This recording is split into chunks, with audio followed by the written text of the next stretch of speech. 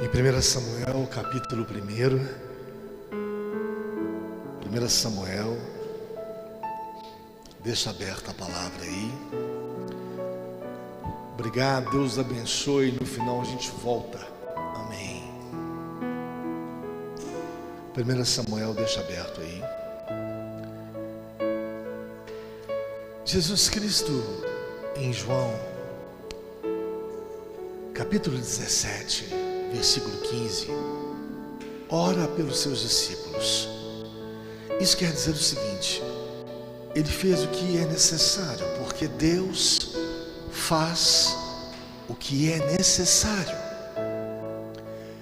E Jesus, ele pede pelos seus discípulos para que Deus não os tirasse do mundo, mas para que os livrasse ou os protegesse do mal. Jesus Cristo se pronunciando, fazendo a oração, isso indica que é o tipo de oração que a gente vai ter que fazer, porque nós seguimos a Cristo, somos seguidores de Cristo.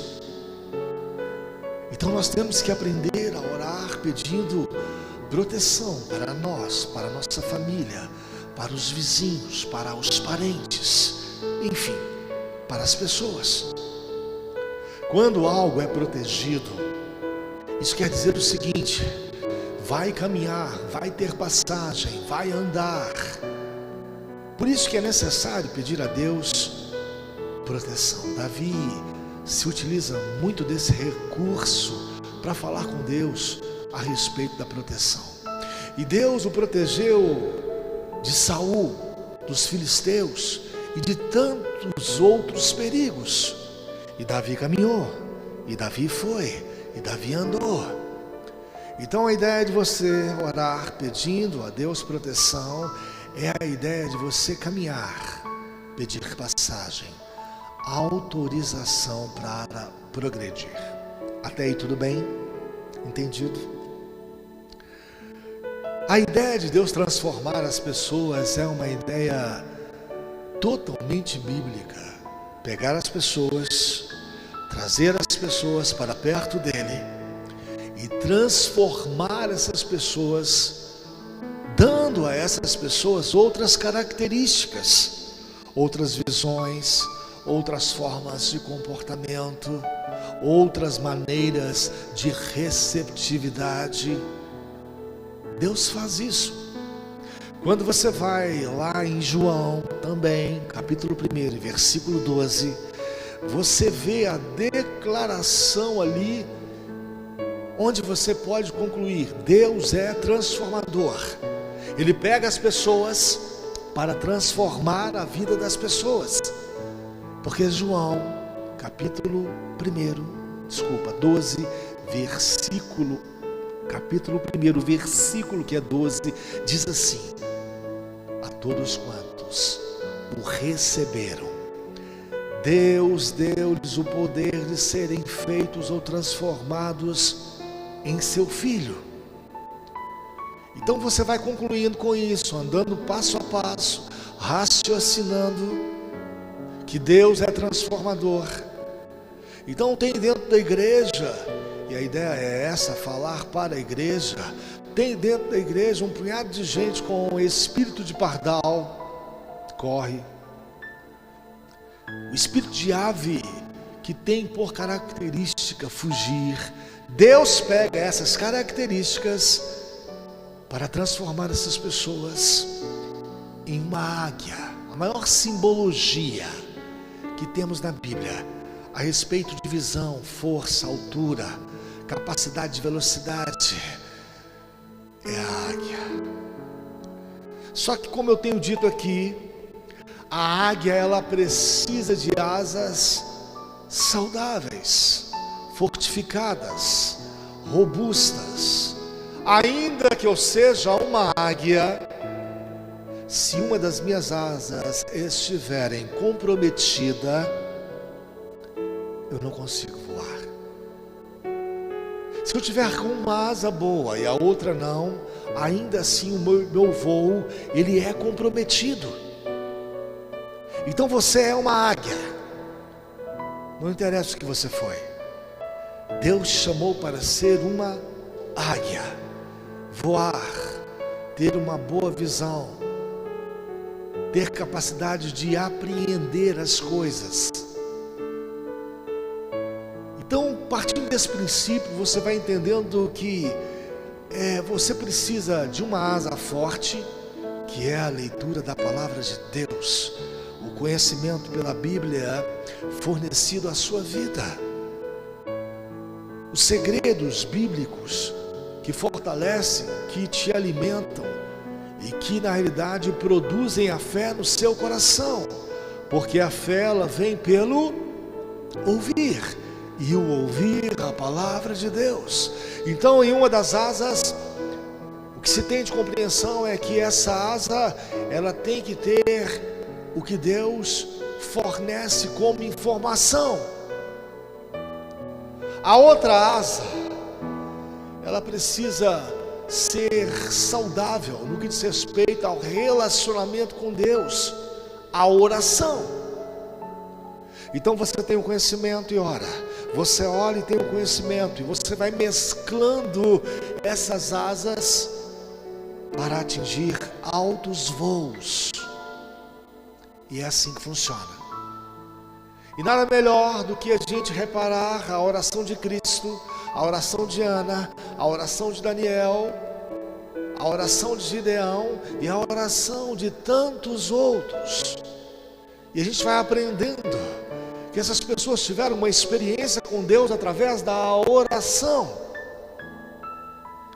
E quando eu abro aqui, em 1 Samuel capítulo 1, eu vou vendo que Ana fez uma oração baseado no antes, no caos, na crise, no meio da fornalha, na provocação, na perda. Ana fez essa oração dentro dessa condição. E no capítulo 2 ela faz outra oração com outro sentido, com outra conotação, já com a sua bênção recebida, que era o profeta Samuel. E você vai verificar hoje que as orações, elas são promovidas, impulsionadas, elas são na realidade impelidas, no sentido delas terem força para te impelir, baseado na sua necessidade. Então não se assuste com a sua necessidade, não se assuste com aquilo que você não vê, não se assuste com a sua condição de precisar ter e ainda não ter, porque Ana, ela foi provocada por Penina, diz o texto aí no capítulo 1. Isso fazia parte da necessidade da Ana, de Ana, e ela aproveitou essa necessidade para orar. E a igreja precisa aprender isso. Vão surgindo as necessidades e as pessoas precisam praticar a oração. Deus não permite que a necessidade venha para que ela se instale e crie raízes, mas para que você tenha uma experiência com ela. A Bíblia diz mais a respeito da esterilidade de Ana. A esterilidade de Ana já estava lá, instalada, alojada, e era outro tipo de necessidade que ela tinha para ser solucionado, ou ter uma condição de dar fim àquilo.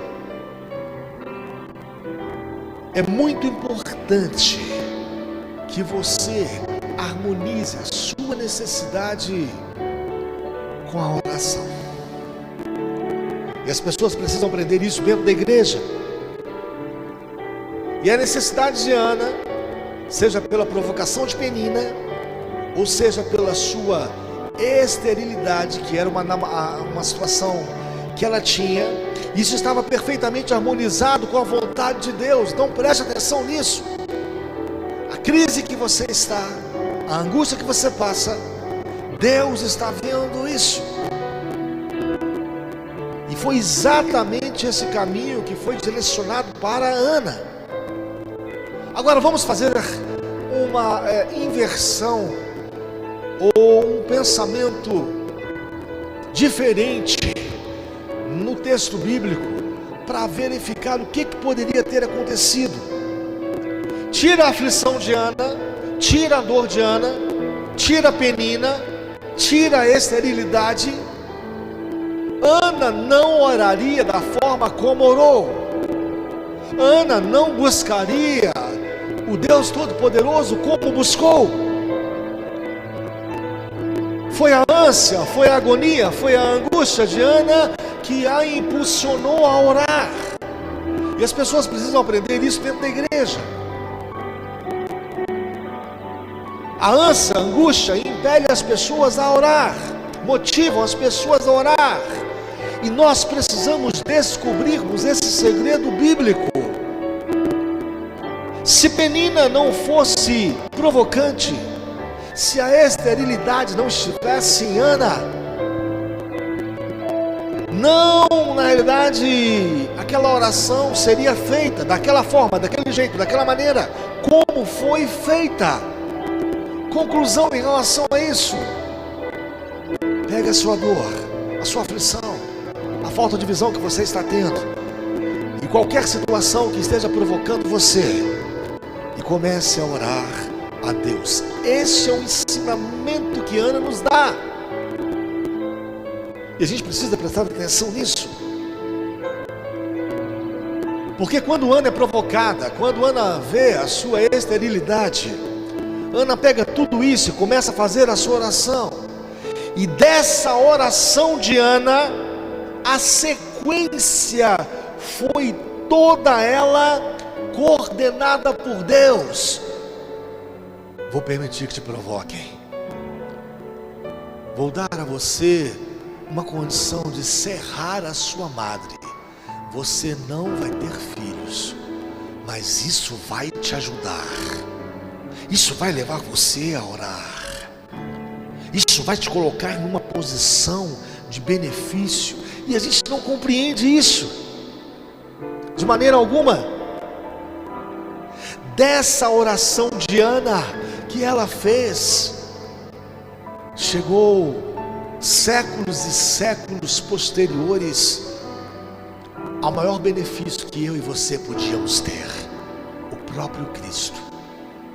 Imagine só, dessa oração de Ana, a sequência foi coordenada por Deus e um benefício a todos nós. Ana, no desespero, na angústia, na crise, na ânsia, ela pede um filho, esse filho vem, Deus a atende, seu nome é Samuel. Só que não para por aí. Dessa oração de Samuel veio Saul, de Saul veio Davi, e de Davi foi até Jesus. Por isso, o cego de Jericó dizia, na sua aflição, na sua dor, na sua cegueira: Jesus, filho de Davi, o Senhor que vem lá de trás, coordenando, guiando, atendendo às orações das pessoas, tenha misericórdia de mim. Por isso que você não precisa se assustar com a sua angústia, com a sua limitação, porque Ana tinha uma limitação grande. A oração de Ana resolveu o problema dela e dos outros, porque a oração ela tem essa característica de resolver problemas seus e dos outros, problemas presentes e problemas futuros. Quando você vai no capítulo 1, no versículo 12, e você vê essa expressão: e Ana continuou orando ao Senhor durante tanto tempo, que Eli, o sacerdote, começou a prestar atenção nela, e notou que os seus lábios se mexiam, porém não saía nenhum som. Ana estava orando em silêncio, mas Eli pensou que ela estava bêbada. Sabia que as pessoas observam quando a gente ora? As pessoas observam quando nós oramos.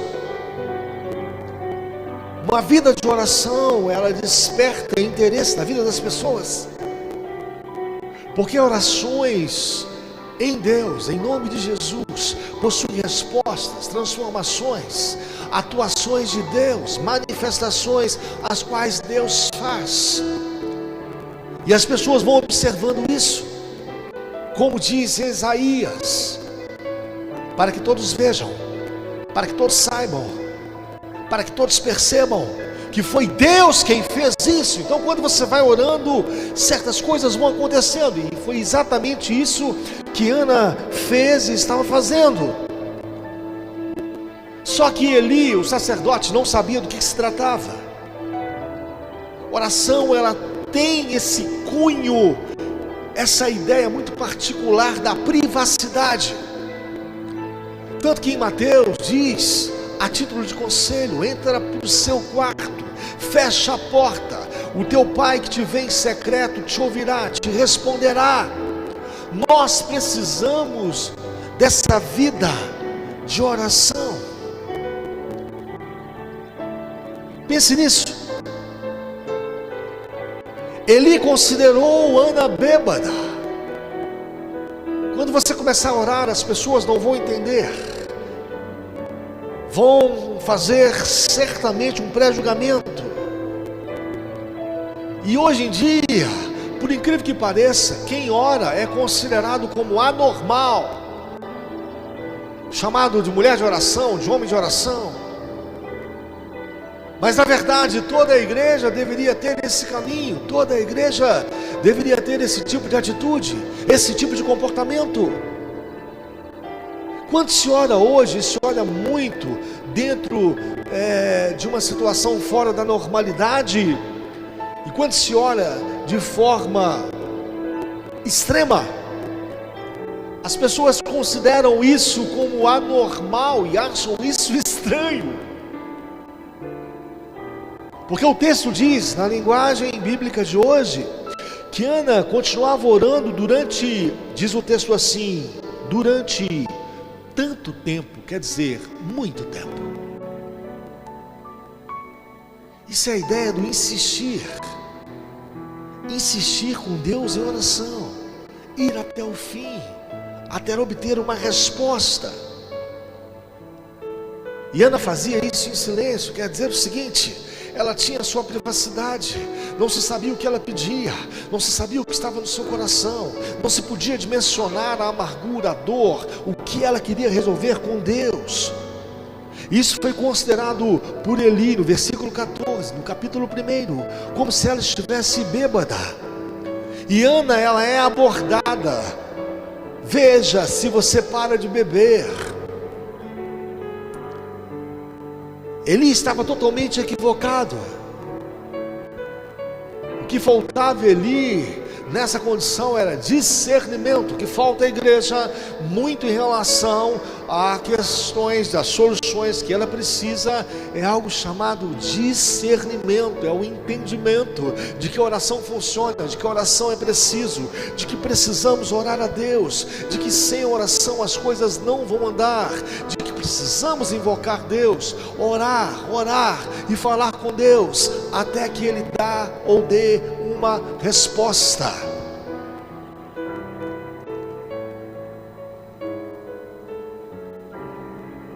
Quando você diz que vai orar, as pessoas interpretam isso de uma forma equivocada. Você vai orar, não se esqueça, viu? Tem que agir. A oração, ela é uma ação. E parece que as pessoas ficam numa inquietude, porque o tempo vai passando. E às vezes Deus, Ele não responde por algum motivo, por algum objetivo, por alguma finalidade, na hora. E as pessoas se impacientam com isso e começam a querer agir de todos os lados, sem que Deus ainda pronunciasse uma resposta. O Salmo 123 tem uma expressão lá, até tem relação com o tempo, até que Ele tenha compaixão de nós. é o tipo de experiência que nós vamos ter que passar por ela. Sabe por que Eli não tinha discernimento? Porque ele tinha o princípio errado. Ele tinha o princípio equivocado. No versículo 18, depois da oração, diz o texto que Ana já não estava triste. A oração, ela vai dar a você um suporte, uma sustentação, uma capacidade de relação com Deus, de forma que você vai se convencendo que Deus é o seu sustentador. E na oração, Deus vai dizendo os seus sims e os seus nãos.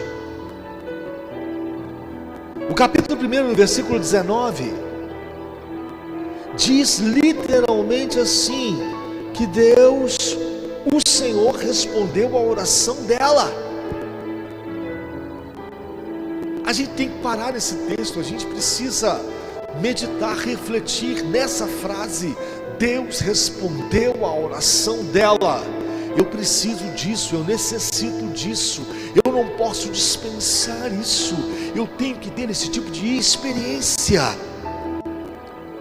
E certamente você vai vendo no texto, na história, que Deus respondeu Ana de forma positiva. É como se Deus olhasse para Ana e dissesse: vi Penina te provocar, vi como você conseguiu lidar com a sua falha biológica, a sua esterilidade. Você não foi reclamar, você não foi pedir ajuda a fulano, a ciclano, mas você se voltou para mim.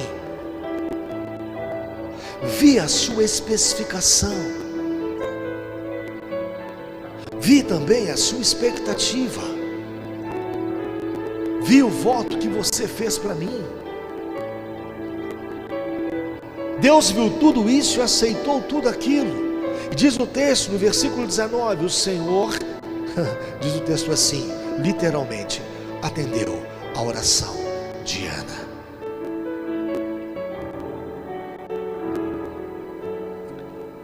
Aí, o processo foi e continuou. E Ana vai nos ensinando isso.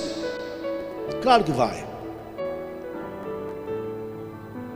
Ana primeiro vai nos ensinando em tantas coisas que vale a pena orar a Deus, e que na oração é o lugar de você fazer votos, promessas. Se você espera que Deus faça uma promessa para você, faça para Ele também, guardadas as proporções. Só não faça voto de tolo.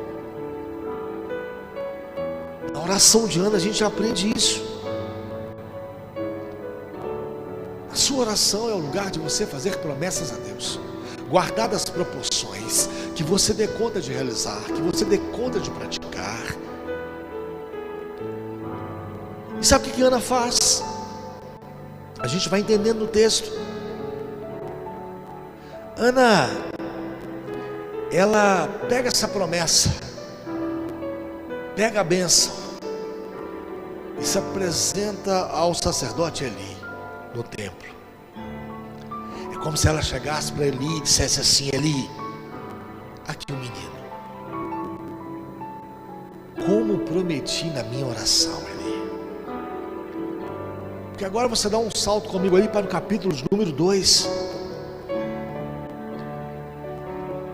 Porque quando Ana pega um menino e apresenta a Eli, Ana está dizendo o seguinte: Deus ouviu, Eli, a minha oração, e que isso te sirva de testemunho, Eli. A oração funciona nesse templo ao Deus de Israel, com a aflição que eu tive. Ana estava testemunhando para o sacerdote. Sacerdote Eli, você deveria incentivar mais as pessoas a virem aqui no templo e orar ao Deus de Israel, porque eu fui provocada, eu tinha uma esterilidade Passei por angústia, ânsia, e o meu estado era um estado de humilhação. Eu vim aqui no templo e derramei o meu coração diante de Deus, e Deus me ouviu. Eli, sacerdote, preste atenção. Você, como sacerdote, você deveria incentivar mais as pessoas a orarem a Deus, em nome de Jesus. Eli, eu fiz um voto a Deus, e o meu voto é essa criança que está aqui. Quer pegar, quer ver? É essa criança. Então, Eli, vale a pena prometer algo a Deus e se esforçar para cumprir. Eu sei que vai ser uma dor para mim, uma dor para o meu marido, mas foi o voto que eu fiz, e esse voto está aqui, Eli. Ele vai ser do Senhor. A gente vai aprendendo isso nas orações. E quando você entra no capítulo 2, você vê a oração por causa da necessidade. Não esqueça isso. As pessoas são movidas a orar pelas necessidades. Então isso faz plano de Deus. O seu aperto, a sua aflição, a sua angústia, a sua prisão. Em Atos diz que a igreja orava por Pedro, preso, por 16 soldados, e ele foi liberto. Então essa ansiedade que você tem, essa prisão que você tem, essa limitação que você tem, deve ser o grande motivo, a grande razão para você começar a orar a Deus e falar com Deus. Porque a necessidade do capítulo 2 é diferente da necessidade do capítulo de número 1. E os rumos das orações, eles são diferentes, de acordo com a sua necessidade. No capítulo 2, dá outro rumo à sua oração, Ana. Porque ela fala das experiências que ela teve na primeira oração que ela fez, e o que Deus faz mediante a oração que se faz. Quer que eu repita? No segundo capítulo, Ana ora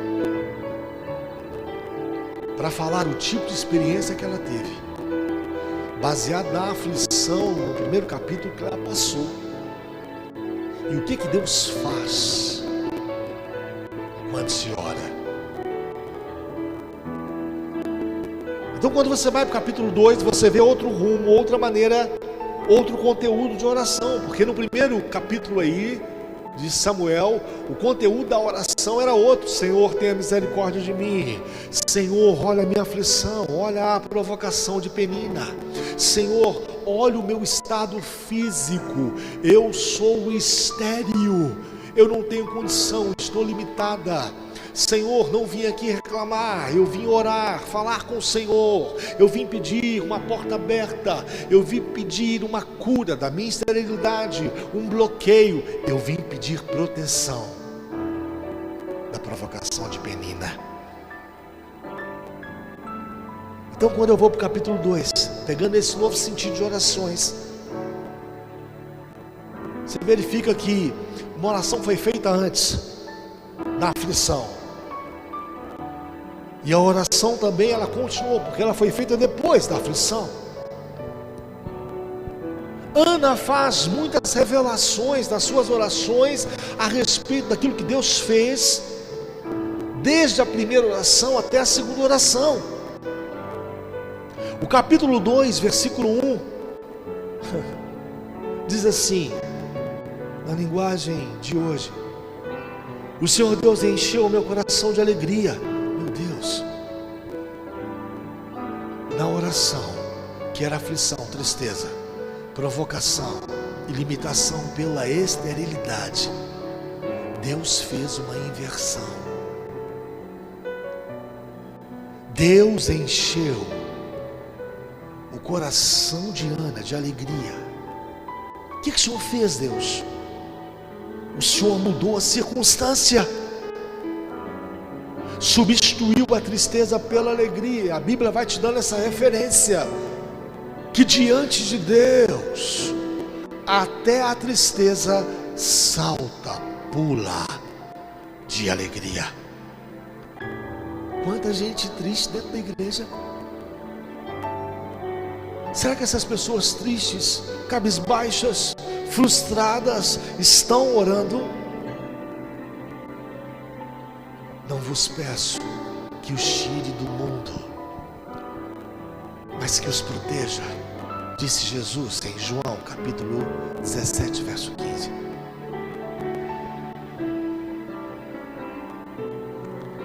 Pela oração, Ana vai fazendo essas revelações. O que Deus fez por causa da sua procura, por causa da sua invocação, da proteção que ela buscou. Pela oração, Ana descobriu que Deus se manifesta para erguer a cabeça das pessoas. Um punhado de gente, crianças, adolescentes, jovens, adultos, anciãos, andando com a cabeça baixa, de forma derrotada, vergonhosa, de alguma maneira, humilhados. E Ana está dizendo o seguinte na sua segunda oração: eu orei e Deus tirou a minha humilhação. Deus construiu uma nova situação, me fez levantar e me colocou de pé. Porque diz o texto assim, literalmente diz assim: o Senhor Deus encheu meu coração de alegria. Por causa do que Ele fez, eu ando de cabeça erguida. A igreja precisa pegar esses segredos, essas experiências que são dadas às pessoas as quais descobrem que Deus faz. Ana, na sua segunda oração, ela vai falando o que Deus fez. E Ana entendeu que Deus, lá na provocação de Penina, na sua esterilidade, na sua humilhação, Ana entendeu que pela oração, ela podia olhar para Penina, sua maior provocação, e se sentir bem, alegre, satisfeita, curada. É como se ela dissesse assim: Penina, deste mal eu não sofro nunca mais. Mas isso foi solucionado na oração. Quem queria parar essa provocação? Quem queria exterminar essa esterilidade de Penina? Foi Deus que na oração de Ana atendeu a sua oração, como diz o texto bíblico, e concedeu a ela uma condição de dizer para Penina: Penina, dessa sua provocação, desse seu mal que você me faz, eu não sofro mais. Sem revanchismo, sem zombaria, sem sobrepujar sobre Penina. Ana vai nos revelando no capítulo 2 que a oração que ela fez teve como resultado a atitude de Deus, a manifestação de Deus, proporcionando a Penina felicidade. Tem um punhado de gente procurando algo feliz, alguma situação para ser feliz, e as pessoas precisam descobrir que é Deus quem promove a felicidade das pessoas. Ana, e você consegue verificar no texto, ela na sua segunda oração, ela consegue entender, perceber que foi Deus quem ajudou. Não foi seu marido Elcana, não foi a vizinha, não foi o sistema da época, não foi o chá que eles falaram com ela que ela deveria tomar para eliminar a sua esterilidade. Ela encontrou a ajuda de Deus. De que forma? De que maneira? Orando. E a gente precisa entender isso. Ainda no primeiro versículo o texto diz isso na linguagem de hoje: e me sinto feliz, pois Deus me ajudou. E a gente precisa entender isso. A gente precisa compreender, porque as pessoas podem entender, mas não conseguem aceitar o que entendem. Os cultos de orações dentro da igreja são resultados do tipo de vida que as pessoas esperam em Deus. Ana vai falando ainda no 2º capítulo, fazendo a oração e dizendo e revelando isso às pessoas, que ninguém é como Deus, não existe outra pessoa, que não tem como você comparar, que na realidade temos que parar de comparar. Não existem duas forças iguais, uma pessoa que pode te ajudar aqui, outra ali, outra colar. Não, Ana descobriu que o resultado vem da força que vem de Deus. Só que Ana também fala sobre proteção, ela entende isso. Sabe da oração que Jesus fez em João? Não os tire do mundo, mas os proteja, ou os livre do mal.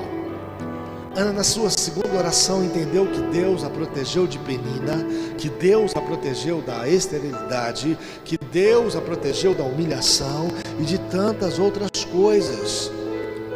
Quando você vai no 2º capítulo, versículos número 3, você entende que Deus deu a Ana, através da oração, algumas experiências diferentes, para que ela observasse, para que ela notasse.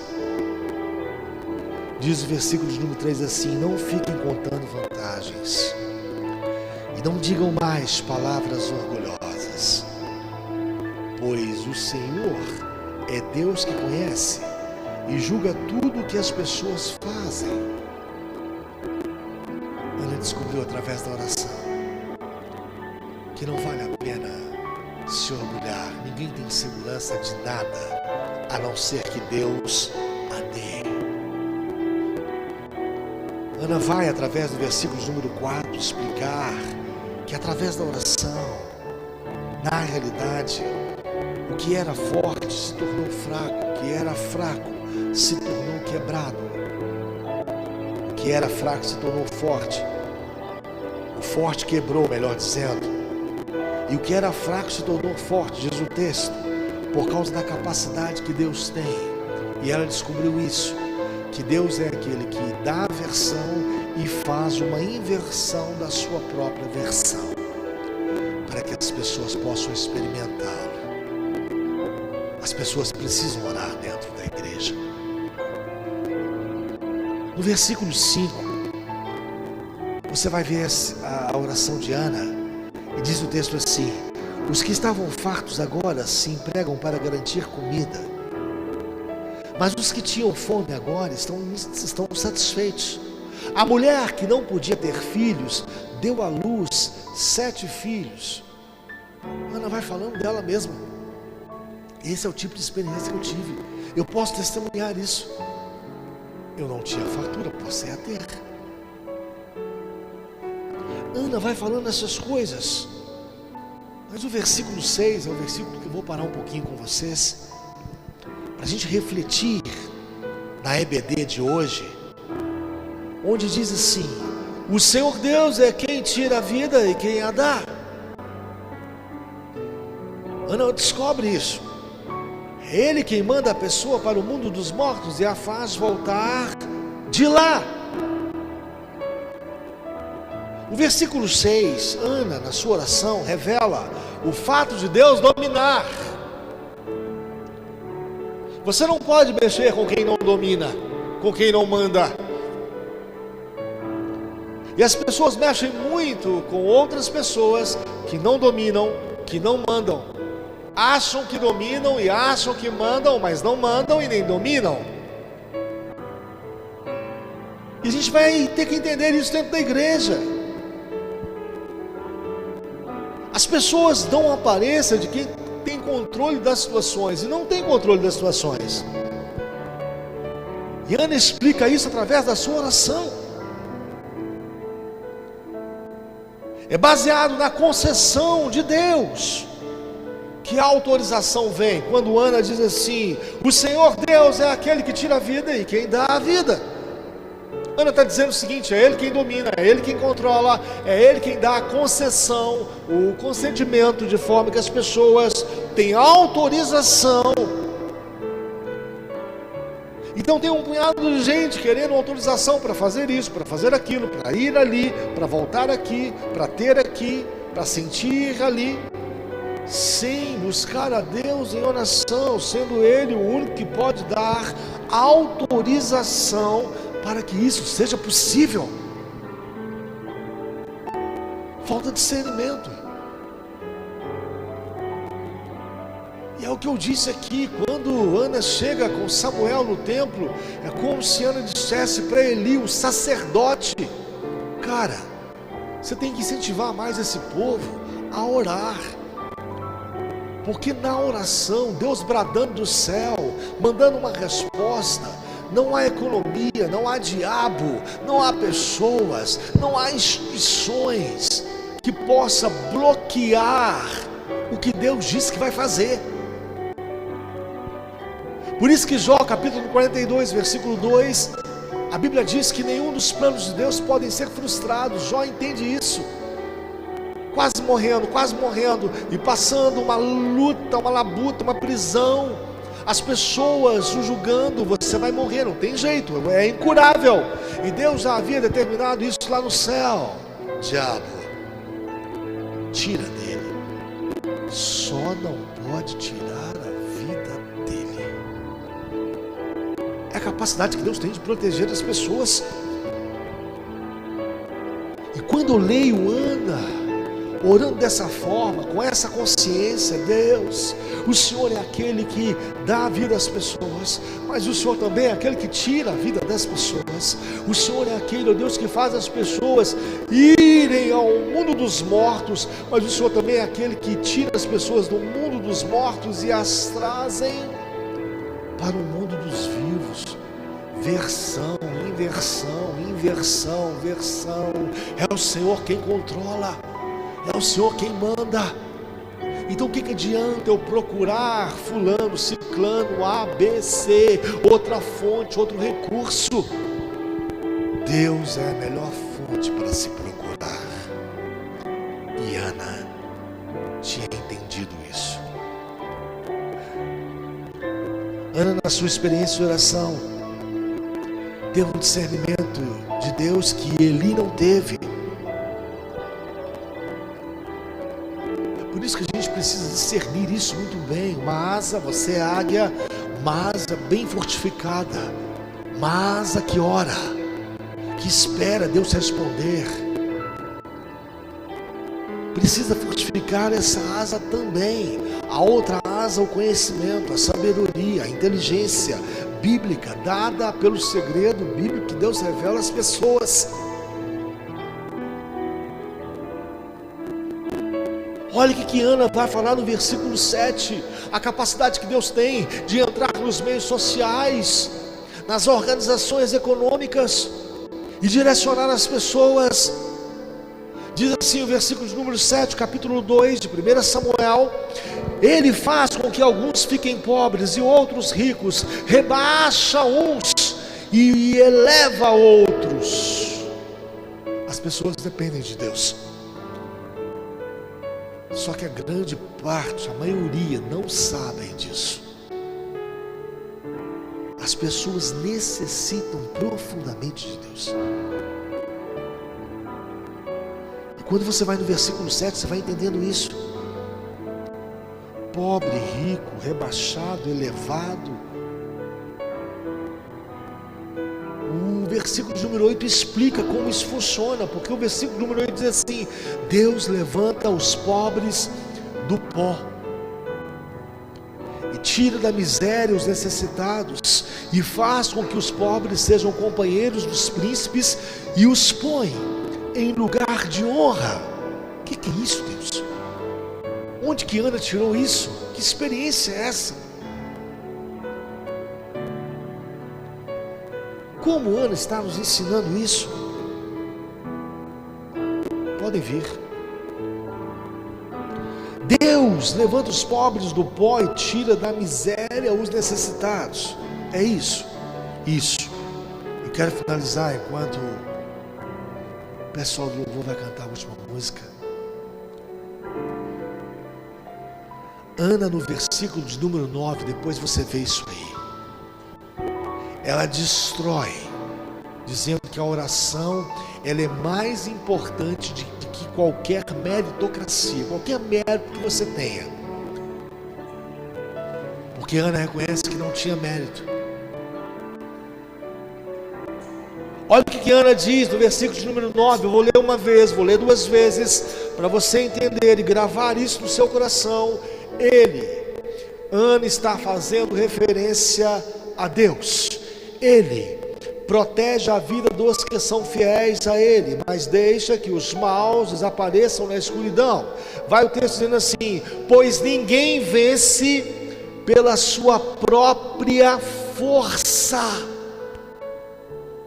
Precisa de Deus.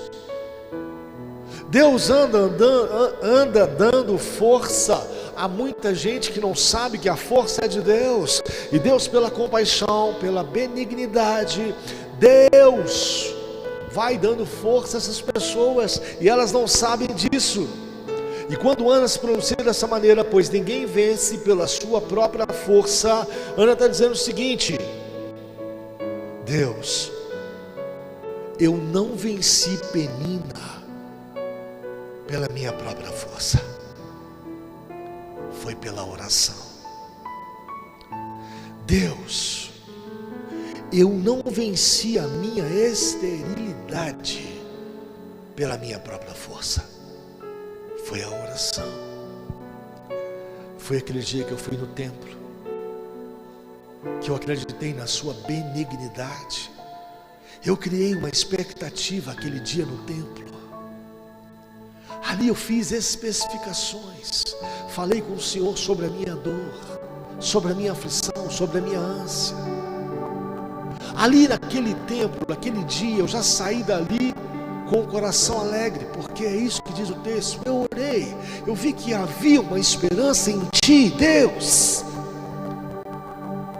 Deus, quando o Senhor me respondeu, eu peguei a bênção que eu queria, o que eu te pedi, levei para o sacerdote e ainda testemunhei para ele, para que ele pudesse pegar a visão, para que ele pudesse discernir as coisas, incentivar as pessoas a orar.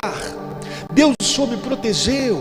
O Senhor me protegeu contra a penina, a esterilidade, a humilhação e tudo de ruim que eu poderia ainda passar.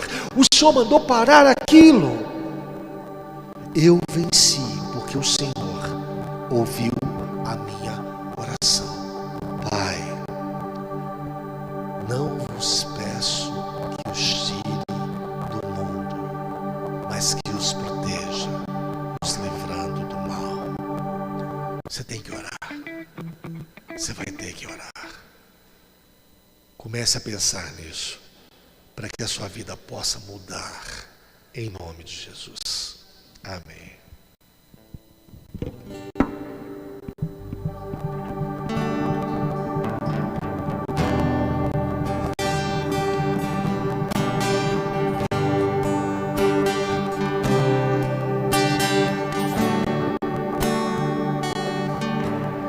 Minha fé não está firmada nas coisas que podes fazer. Eu aprendi a te adorar pelo que és. Ele veio, sim, eu amei, somente dele, mais ninguém. Ah, Deus, seja se Deus fizer, Ele é Deus. Se não fizer, Ele é Deus. Se a porta abrir, Ele é Deus. Mas se fechar, continua sendo Deus. Se a doença vier, Ele é Deus. Se curado eu for, Ele é Deus. Se tudo der mas se não der, continua sendo Deus. Minha fé não está firmada nas coisas que podes fazer. Eu aprendi a te adorar pelo que és. Ele veio, sim, o amei, somente dele, mais ninguém. A Deus seja louvor. Se Deus fizer, Ele é Deus. Se não fizer, Ele é Deus. Se a porta abrir, Ele é Deus.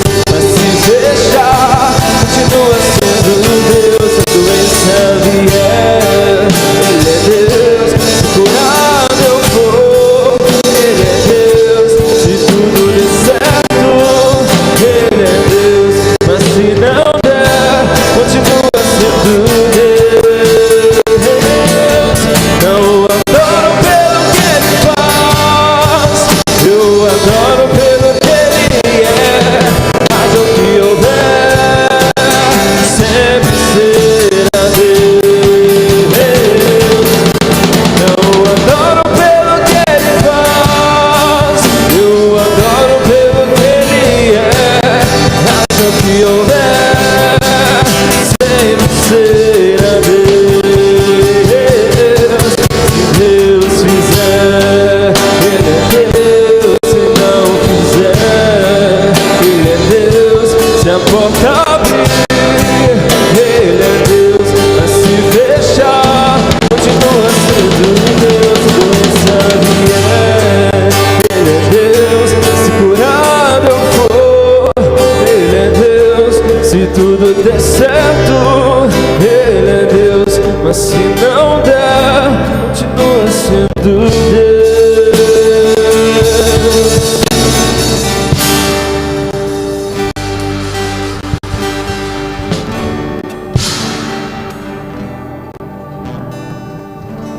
Vamos orar?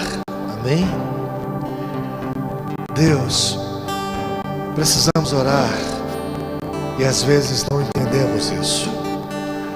Às vezes não descobrimos ainda esse segredo, essa relação tão necessária do pecador justificado por Cristo, orando em nome de Jesus, e o Senhor, que é o Todo-Poderoso. Muda essa situação.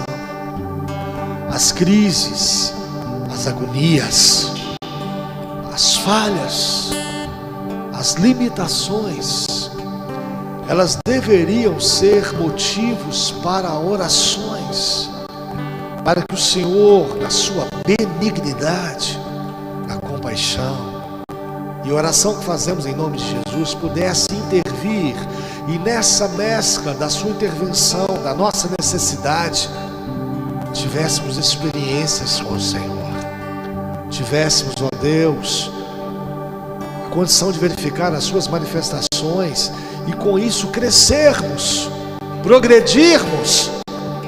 Tenha compaixão da sua igreja que não ora. O exemplo clássico, bom, é o exemplo da águia. O que adianta, Deus, terem águias dentro da igreja, mas com asas quebradas? Andam, não foram feitas para andarem, mas para voarem, para visualizarem, ó Deus, além de uma visão normal, para terem estratégias, para conseguirem pegar as suas presas, para conseguirem subjugar, ao invés de serem realmente subjugados. Misericórdia, Deus, tenha compaixão de nós, nos ajude, estimulando o nosso coração, dando-nos, ó Deus, uma condição de perceber que devemos orar, que o Senhor atende, que o Senhor vê, que o Senhor tira da humilhação, que o Senhor, ó Deus, manda a penina parar, que o Senhor cura da esterilidade, que o Senhor é aquele que faz encaminhamentos. Ensina o teu povo, ó Deus, a entender que na oração podemos pedir ao Senhor e fazer promessas para o Senhor, guardadas as proporções. Não voto de tolo, faz aquele voto que te agrada, aquele voto que o Senhor considera. Nos ajude, Deus, a orar.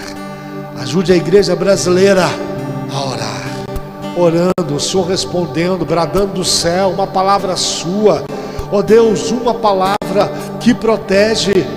Jesus orou pelos seus discípulos, isso significa que devemos orar, e Ele orou pedindo proteção, pedindo comunhão com o Senhor, comunhão uns com os outros, pedindo santificação. Deus, isso é necessário, se não fosse Cristo não oraria, mas orou.